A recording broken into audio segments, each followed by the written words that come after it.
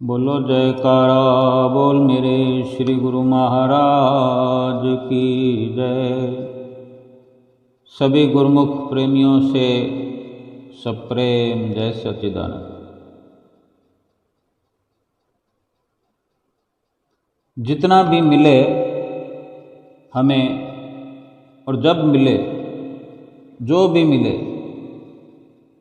एक संतुष्टि का हमारे भीतर में समावेश होना चाहिए, हो जाए। ये संतुष्टि जो है, संतोष जो है, बड़े भाग से उपलब्ध होने वाला गुण है। कभी मनपसंद मिल गया तो ठीक, नहीं मिला तो कोई दुख नहीं, कोई रंज नहीं। कभी सम्मान मिला तो प्रसन्न हो गए और किसी ने अपमान किया तो भी बिल्कुल सहर्ष स्वीकार कर लिया। केवल एक पुष्प से ही रीझने वाले भगवान जीव को ये शिक्षा देना चाहते हैं कि जरूरी नहीं कि जो आप चाहते हैं, जितना आपकी इच्छा है उतना ही मिले।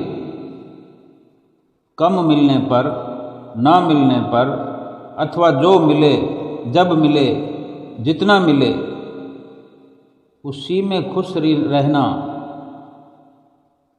हम सीख जाएं। यही संतोष धन है, यही संतुष्टि है। और इसके बिना तो चाहे कितना ही मिल जाए, कितनी प्राप्ति हो जाए, सारे संसार के सुख वैभव मिल जाएं, अगर संतोष धन नहीं है, संतुष्टि नहीं है, सब बेकार है। महापुरुष फरमाते हैं, गौ धन, गज धन, बाज धन और रतन धन खान, जब आवे संतोष धन तो सब धन धूल समान। हम विचार करें कि राजाओं महाराजाओं के पास गायों के, जिन्हें गोधन कहा जाता है, यानी आज वैसा देखने में कम आता है, ना के बराबर, लेकिन पुरातन काल से ये संतों महापुरुषों के वचन जो हैं लिखे गए हैं, एक सत्य को दर्शाते हैं कि जिनके पास, बड़े धनाढ़ लोगों के पास, राजाओं के पास गायों के झुंड हुआ करते थे, आज किसी के पास एक गाय भी हो तो कमाई का साधन कहलाता है। घर के गुजर बसर में दूध की प्राप्ति होती है, उसके अलावा अधिक दूध होने पर कुछ दूध बाहर बिक्री करके कुछ धन भी मिलता है, या घर में लागत हो जाए पूरी तो आज पूरी एक प्रकार की जो है उसकी सेवा करने से और कुछ मेहनत करने से कितना एक लाभ का विषय है ये। और जिनके पास झुंड के झुंड होते हैं, किसी के पास 100 गायें हों तो कितनी आय अर्जित हो जाती है। तो राजाओं महाराजाओं के पास गोधन, यानी उसका सीधा यही है सार कि गायों के झुंड हुआ करते थे।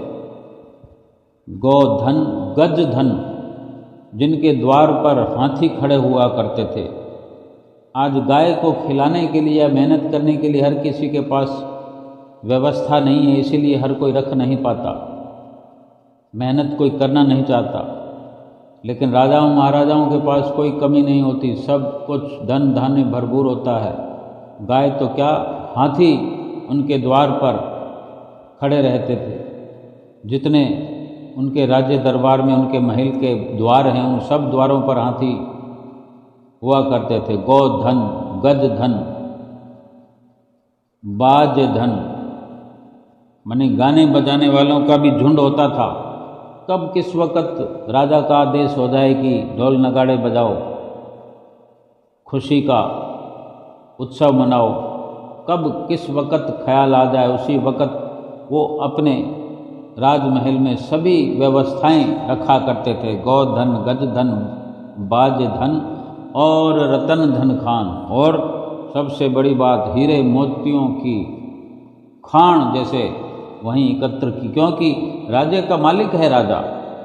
उनके राज्य की लगती सीमाओं के भीतर कहीं भी कुछ भी जो भी संपदाएं हैं उनका सब का मालिक राजा है।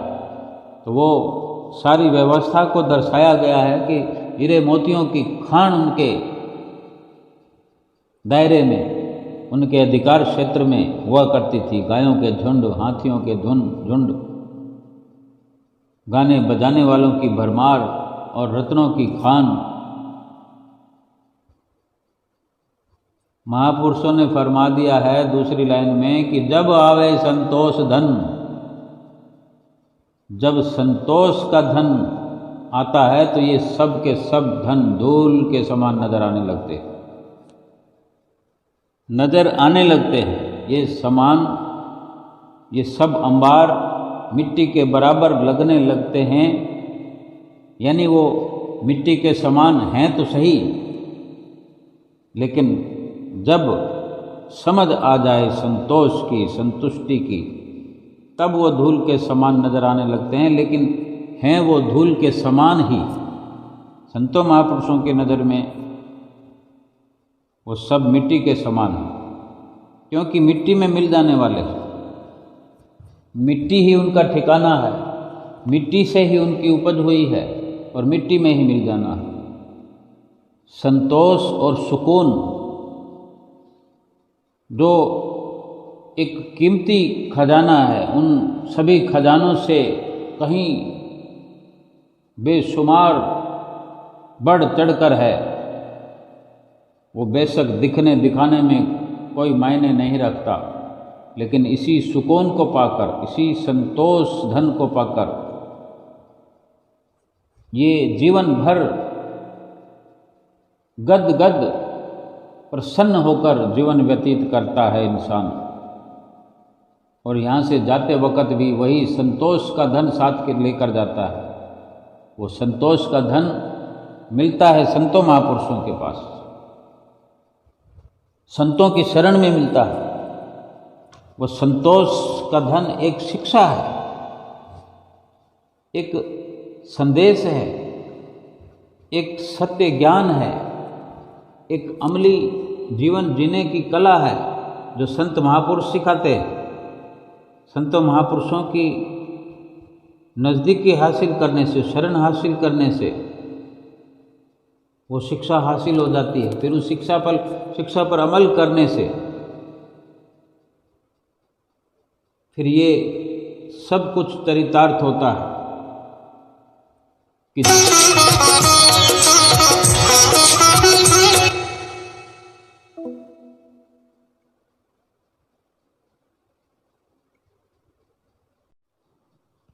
अक्सर ये विचार हर किसी में होता है कि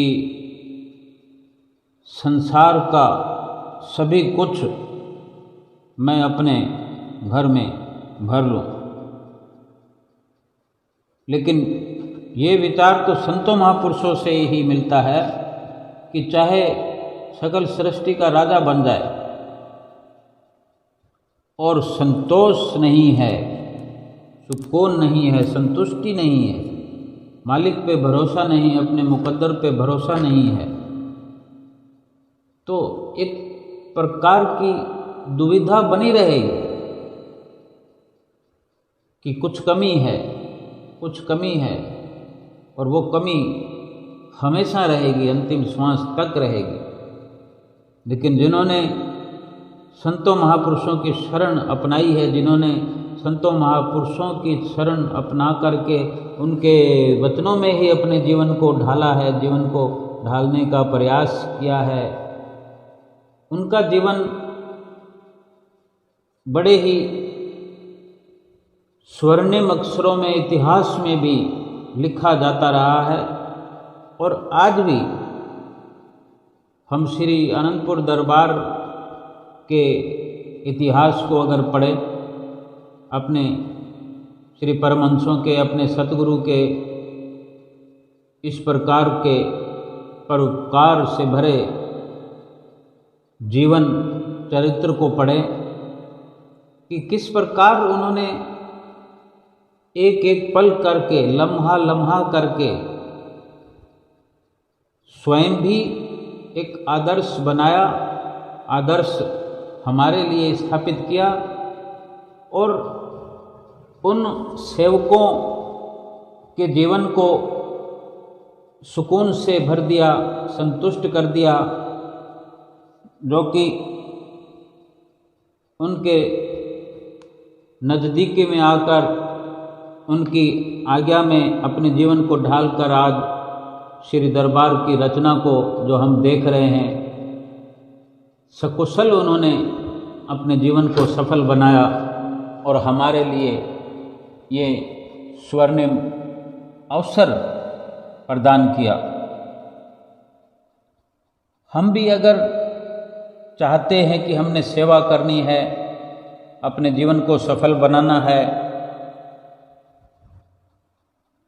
इस जीवन में सुखपूर्वक रहना है, जीवन को सुखपूर्वक व्यतीत करना है,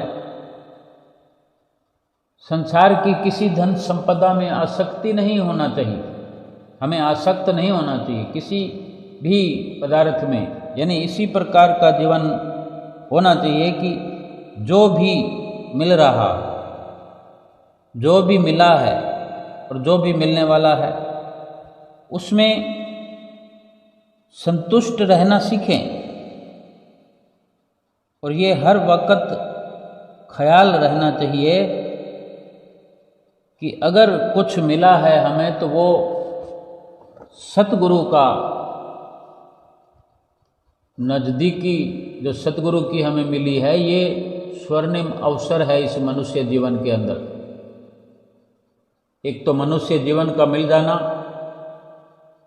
फिर मनुष्य जीवन में ही वक़्त के संत सतगुरु की चरण शरण मिल जाना अपने आप में ये दर्शाता है कि हमारा जीवन बड़ा ही सौभाग्यशाली है।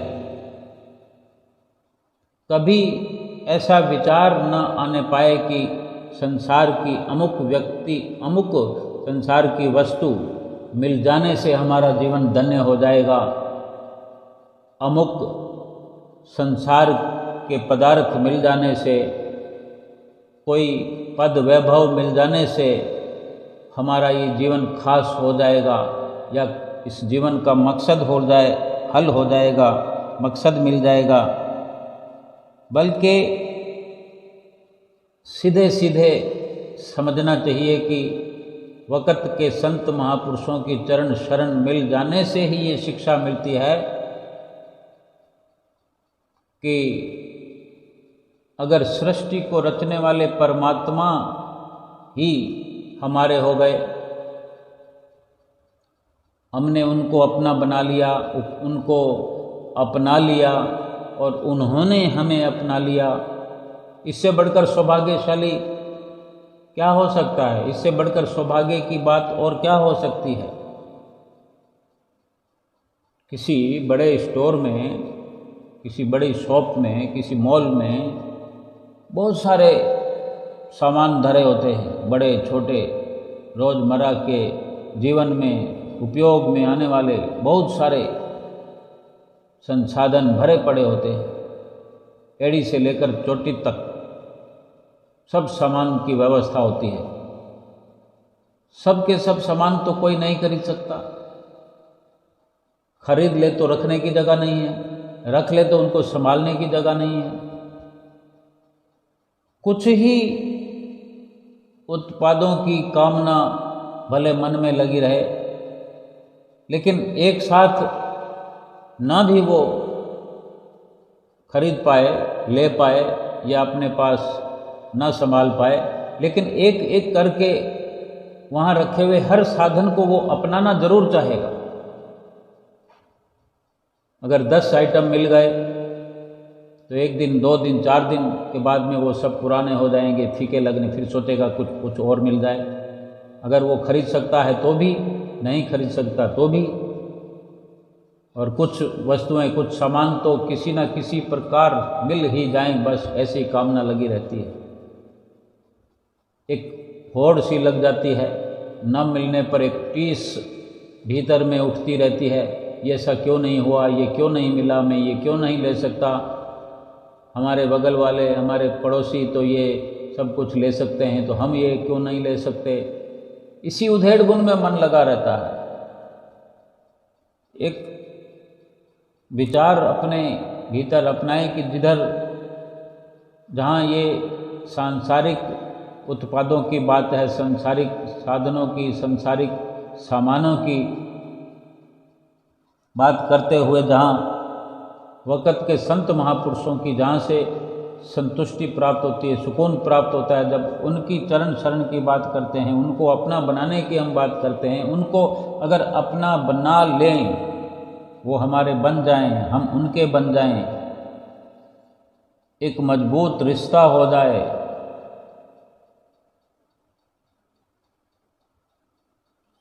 संत सतगुरु स्वयं भगवान इस धराधाम पर अवतरित हुए हैं, जो सारी सृष्टि के मालिक हैं। और अभी हम एक शॉप की, एक मॉल की, एक स्टोर की बात कर रहे हैं।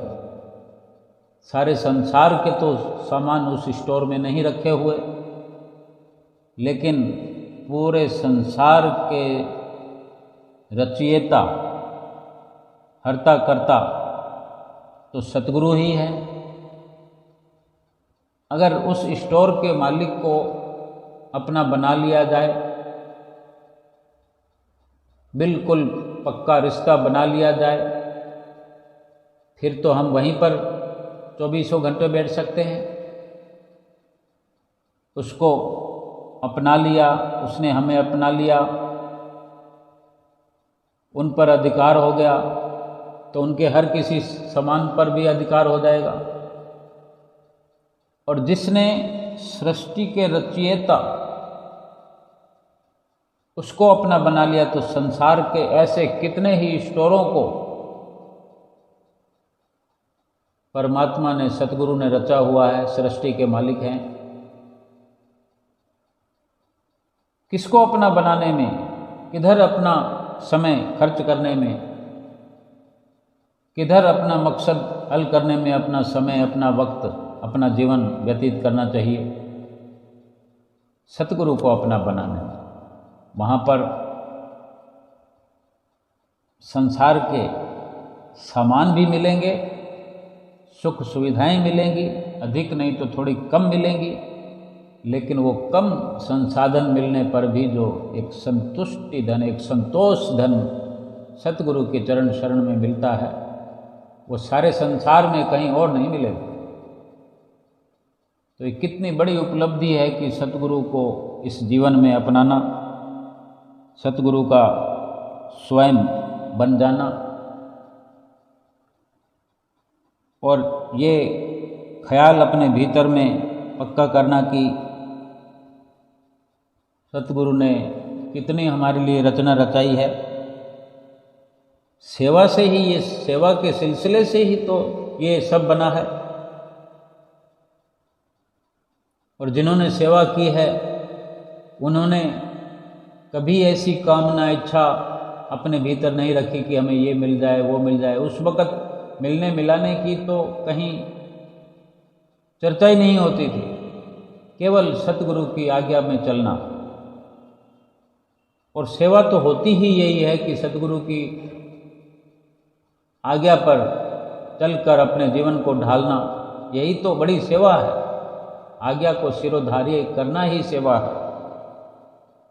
और हम अगर उसी प्रकार से हम चाहें कि हमारा भी भक्तों में नाम आए, भक्तों में शुमार हो, उनको संतोष धन की प्राप्ति हुई, हमें भी संतोष धन की प्राप्ति हो, संसार के धन के लिए कल्पना छोड़ दें, संतुष्ट हो जाएं, मनवा खुशियों में झूमता हुआ हर वक़्त सतगुरु के गीत गाता रहे, उनके गुणानुवाद गाता रहे, ऐसा हम चाहते हैं। तो शुरुआत तो सेवा से होगी। और सेवा की हमने शुरुआत कर दी है, तो फिर अपनी इच्छा से चलना हम छोड़ दें, अपनी इच्छा का त्याग कर दें। ऐसा नहीं करेंगे तो सतगुरु से जो हमने रिश्ता बनाया वो पक्का नहीं हो पाएगा। केवल उनकी आज्ञा मौज पर सब छोड़ दें, जो मिलेगा जब मिलेगा उसी में ही गुजर बसर करना है, और समझना है कि मेरे सतगुरु ने जो बख्शिश किया है वही हमारे लिए फ़ायदेमंद है, और इतना फ़ायदेमंद है कि इस लोक में नहीं परलोक तक हर बख्शिश का परलोक तक लाभ हमें मिलेगा। शरीर को ही नहीं, जीवात्मा को भी लाभ मिलेगा। और ऐसी कभी अपने भीतर आस ही नहीं रखना चाहिए कि मैं मालिक की आज्ञा ना मानूं और मेरी सब आज्ञा माने। अगर हम एक सच्चाई की खोज करें, संतों और सेवकों का इतिहास पढ़कर जानने की खोज करने की कोशिश करें, तो यही ज्ञात होगा कि हमारी आज्ञा की अवहेलना तब ही होती है, यानी हमारा कहना तभी कोई नहीं मानता है जब हम सतगुरु की आज्ञा की अवहेलना करते हैं। अगर हम सतगुरु की आज्ञा को शिरोधार्य करके अपना जीवन व्यतीत करते चले जाएं तो हमारी भी आगे मान्यता बढ़ती जाती है। हम ऐसा व्यवहार करें सबसे,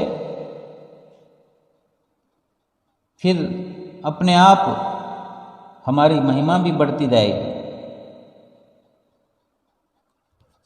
और हमें अपनी महिमा बढ़ाने से कोई सरोकार नहीं होना चाहिए।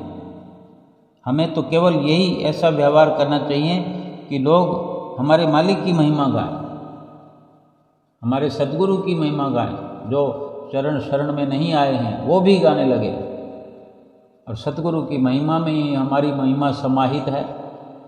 जब हम उनसे अलग नहीं हैं, हम दो नहीं हैं, कोई द्वैत नहीं है, सतगुरु की महिमा सुनने में ही हमें आनंद महसूस होना चाहिए और होने लगेगा। ऐसा कभी ना सोचें कि हम तो सच्चे हैं, हमारे भीतर में सच्चाई है, लोग हमें समझते नहीं हैं। हमें सत्य के व्यवहार को इस प्रकार प्रयोग में लाना चाहिए कि अपने आप धीरे धीरे हर कोई समझ सके। जिस प्रकार हम अपनी कदर करवाना चाहते हैं, दूसरों की भी हम कदर करें। अपने दोषों का हम तुरंत निकास नहीं कर सकते। हम जानने के पश्चात कि हमारे भीतर ये दोष हैं, अमुक हमारी खामियां हैं, जान लेने पर भी हम एकदम से कहाँ निकाल पाते हैं। लेकिन जब किसी और में हम दोष देखते हैं तो हम ये उम्मीद करते हैं कि तुरंत निकाल देंगे, तुरंत इनका सुधार क्यों नहीं होता। जब हम अपना सुधार तुरंत नहीं कर सकते तो दूसरों पर भी इस प्रकार उम्मीद न करें, क्योंकि जिस प्रकार हमारा आचरण है, दूसरे का भी आचरण समझने के लिए हम प्रयास करें। किसी की भूल पर बड़े प्रेम से हम समझाएं, फिर भी भूल हो तो फिर समझाएं, बिल्कुल धैर्य से, और हमारे भीतर में भी फिर धैर्य बढ़ता चला जाएगा और हमारे भीतर सुधार होता चला जाएगा। और अगर फिर भी सुधार में कमी आ रही है तो मालिक की मौज समझें और भक्तिहीन और दुखी जीवों को सुख का मार्ग दिखलाना भी एक सेवा है, गुरुमुख का कर्तव्य है। कोशिश प्रयास करते रहें कि हमारे संपर्क में आने वाले सभी को हमारी ओर से मार्गदर्शन मिले, हमारी ओर से हम अपने नज़दीक में, अपने संपर्क में आने वाले को कम से कम इतनी तसल्ली करा सकें, इतना उनके हृदय में परिवर्तन करा सकें कि हमारे सतगुरु जो हैं, हमारे प्रभु जो हैं, वो सब के लिए सुख का मार्ग दिखाते हैं। सुख सबके भीतर में भरपूर करते हैं और सुख उपलब्ध कराना ही हमारे श्री गुरु महाराज जी का असली मकसद है। और इसी प्रकार अपनी हर प्रकार से अपनी तरफ से ये सेवा का भाव भीतर में रखते हुए तन से भी सेवा करें, मन से भी सेवा करें, आत्मिक विचार भी हमारे सेवा वाले हों, स्वयं भी सुख वाला रास्ता अपनाएं और दूसरों को भी सुख का ये मार्ग बताते रहें। एक दृष्टांत है, श्री गुरु महाराज जी के एक बहुत बड़े धनवान सेवादार हुआ करते थे। सेवा की तलाश में वो सेवा के ख्याल से श्री गुरु महाराज जी के पास आए तो गुरु महाराज जी ने उन्हें कुएं में से पानी निकालकर प्याऊ लगाने की सेवा बख्श दी। सतगुरु ने हर किसी के लिए सेवा का दरबार खोला हुआ है। उन्होंने सेवा मांगी तो जो सेवा उनके लिए लाभदायक थी, श्री गुरु महाराज जी ने सेवा की बख्शिश की कि कुएं में से पानी निकालो और प्याऊ लगा दो, आने जाने वालों को सबको पानी पिलाओ। सेवादार वो धनी था, धनवान था, और जो धनवान होते हैं उजले साफ सुथरे वस्त्र पहनते हैं। और जब वो कुएं में से सेवादार पानी निकालता और मिट्टी से होकर गुजरता तो अगर पानी बाल्टी भर के जाएंगे तो पानी छलकेगा, मिट्टी में गिरेगा, मिट्टी से पानी और मिट्टी का मिश्रण होकर छींटे कपड़ों पर गिरते हैं। सफ़ेद उज्ज्वल कपड़े हों तो उसके सफ़ेद कपड़ों पर कुछ कीचड़ व मिट्टी के दाग लग जाते थे। तो वो थोड़ा थोड़ा भीतर सोचते सोचते विचार यही रहता था कि मेरे कपड़े गंदे हो रहे हैं, ये ठीक नहीं है। तो यह सोचकर उसने एक नौकर रख लिया दिहाड़ी पर कि अब वो जो सेवा बख्शी है श्री गुरु महाराज जी ने, वो नौकर वही सेवा करेगा। सेवा चलती रही, वो दिहाड़ी मजदूर वो सेवा करते रहा। कुछ समय बाद वो जो सेवक था, सेवादार धनवान, उसकी तबीयत बिगड़ने लगी। वो धनी सेवादार तबीयत बिगड़ने के कारण बिस्तर पर आ गया। बिस्तर पर ही कई दफ़ा उसके कपड़ों पर उल्टी हो जाती, कपड़ों में शौच भी आ जाता और फिर कपड़ों में निशान लग जाते थे। धुलने पर भी बिल्कुल निशान साफ नहीं होते। श्री गुरु महाराज जी उससे मिलने के लिए आए तो उस धनी सेवादार को वचन फरमाने लगे कि अगर वो कुएं से पानी लाने में अपने कपड़े गंदे होने देता तो आज यहाँ बिस्तर पर पड़े हुए कपड़े गंदे ना होते। कितने सार वचन सतगुरु ने फरमाए। हमें सेवा में लगाया जाता है कि सेवा के अंदर सब सुख हैं, कहाँ से कहाँ तक सेवा के अंदर कौन सी शक्ति सतगुरु ने भर रखी है, कौन सी सेवा से किस प्रकार हमारा काया पलट होने वाला है, हमारे कर्म कटने वाले हैं, हम नहीं जानते, लेकिन सतगुरु बखूबी जानते हैं। जो हमें जिस सेवा पर लगाते हैं हमारा उसी से भला होने वाला होता है। सो हम इसीलिए आज्ञा व मौज में रह कर के सेवा करें। हम नहीं जानते मालिक हमारे कर्म जो हैं कैसे कटा रहा है, कैसे मालिक हमारे कर्म कटाएंगे। बस हमें उनके हुक्म की पालना करनी चाहिए। कपड़े गंदे भी होते हैं, उजले भी होते हैं, लेकिन कहीं जो दाग होते हैं वो दाग जो कपड़ों पर आते हैं तो कहीं ना कहीं हमारे जीवन में हमारे कर्मों के जो पाप हैं वो निकल करके कपड़ों पर आकर के हमारे कर्म कट रहे हैं, हमारे पाप कर्म सफाया हो रहा है।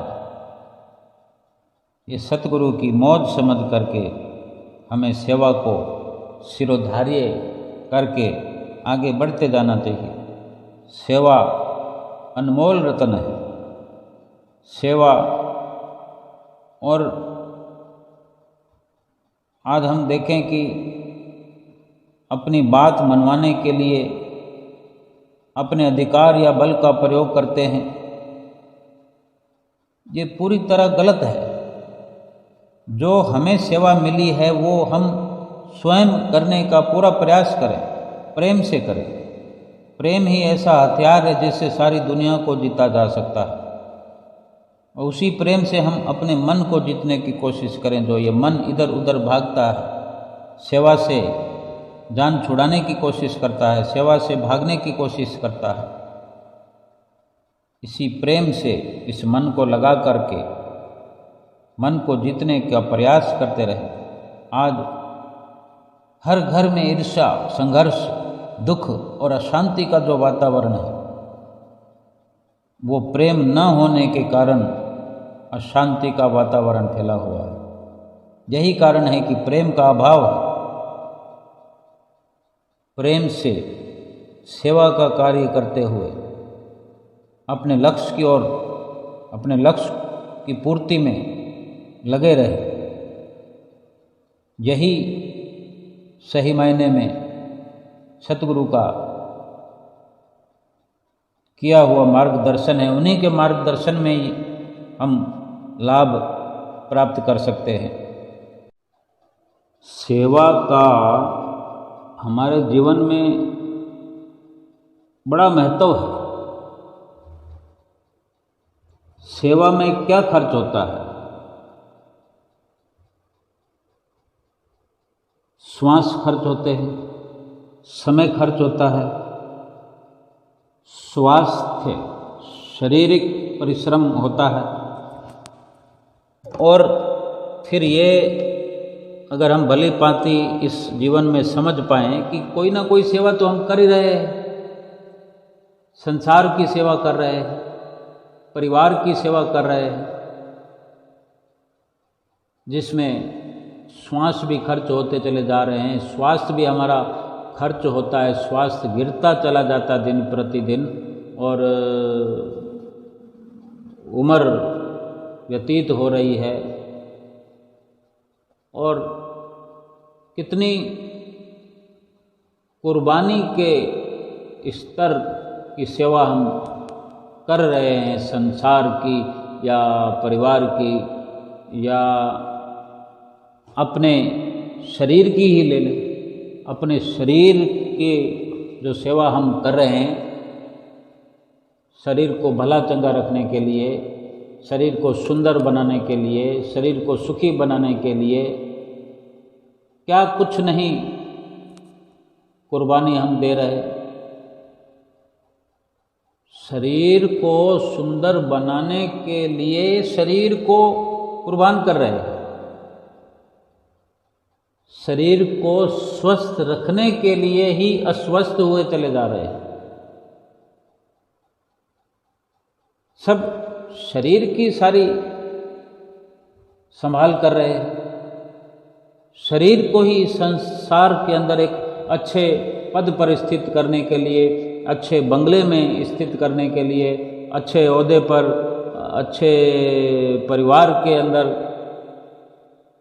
अच्छे व्यवहार के लिए, सारा कुछ शरीर के लिए ही एक हम दिखा रहे हैं। सीधे सीधे पता लगता है कि हम शरीर से जुड़े हुए और सब कुछ समाप्त होता चला जा रहा है। कभी जीवात्मा के बारे में क्यों नहीं सोचते? जीवात्मा पर ये शरीर कुर्बान कर दें। शरीर के लिए शरीर पर ही शरीर कुर्बान कर रहे हैं।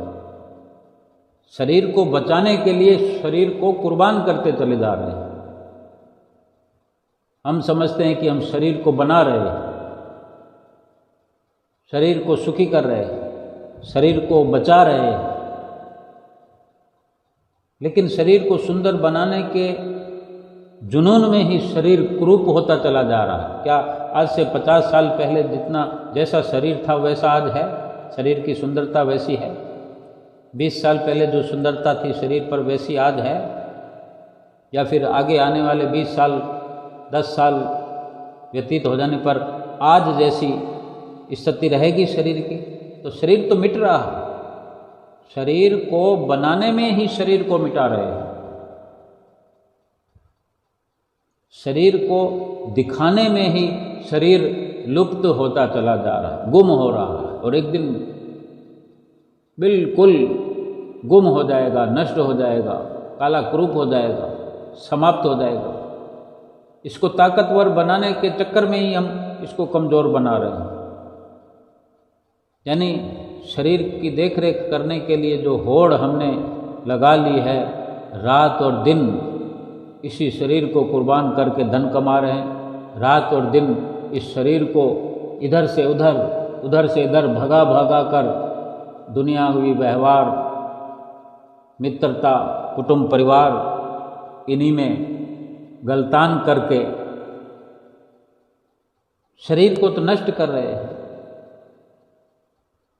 और जितनी खुशबू पाउडर लगा लें, जितने इत्र फुलेल लगाते चले आ रहे हैं, कितनी कामयाबी हमें मिली है या मिल जाएगी।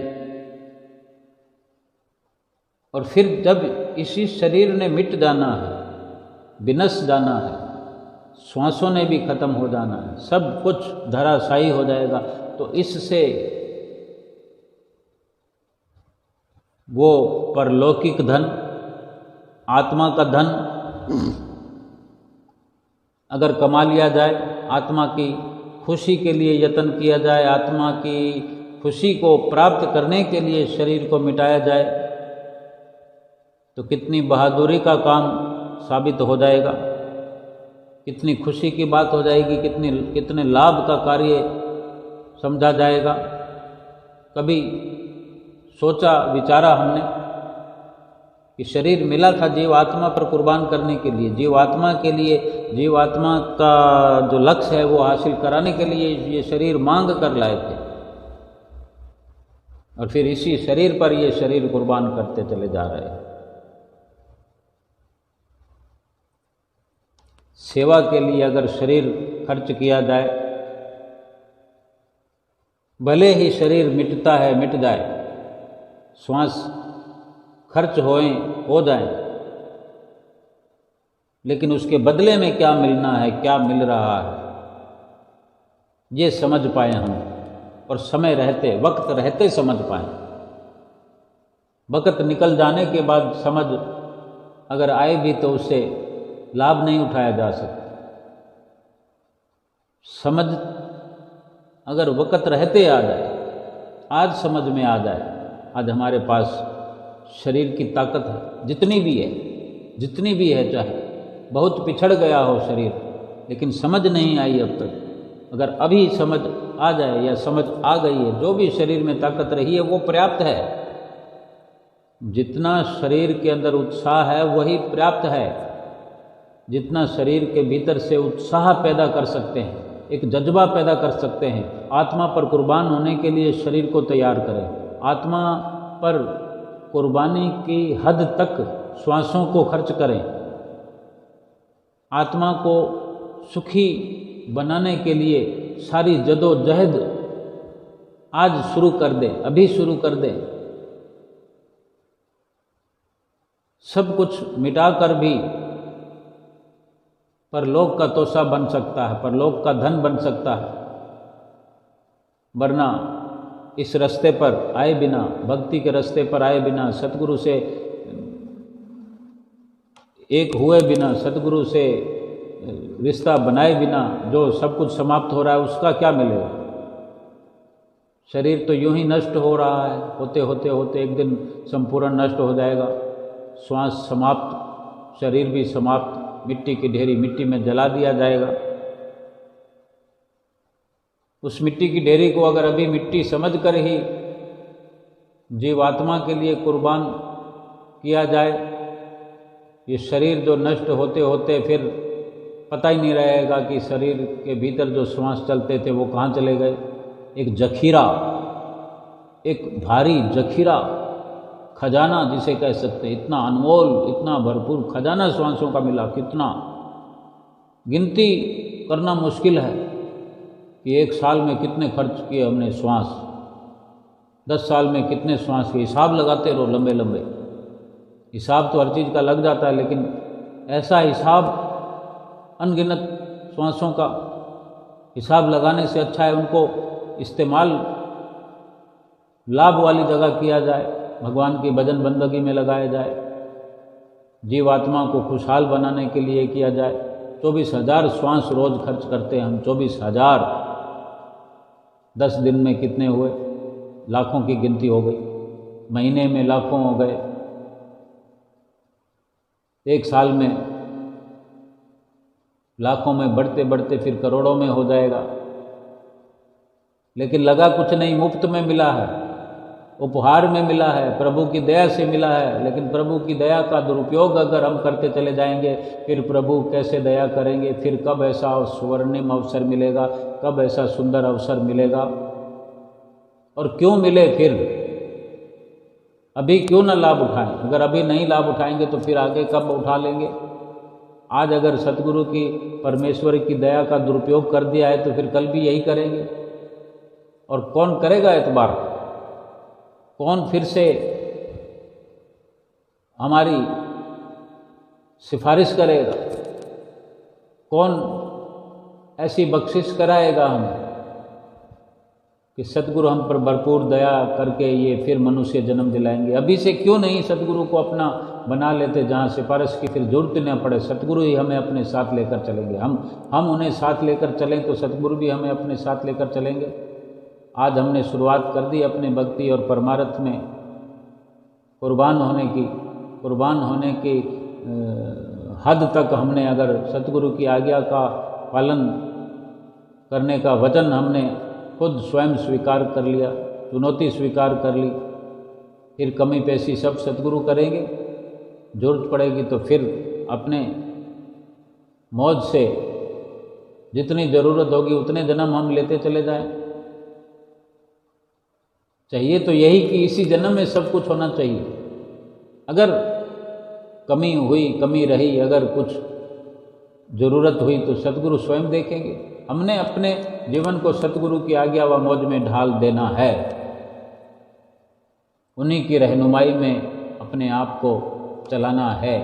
जो मिले, जैसा मिले, संतुष्ट होकर के जीवन व्यतीत करना है और सतगुरु की आज्ञा को शिरोधार्य करके अमली जीवन व्यतीत करते जाना है और हर प्रकार से हर पल सुखी जीवन व्यतीत करते हुए लोक और परलोक सुहेला बना लेना है। बोलो जयकारा बोल मेरे श्री गुरु महाराज की जय।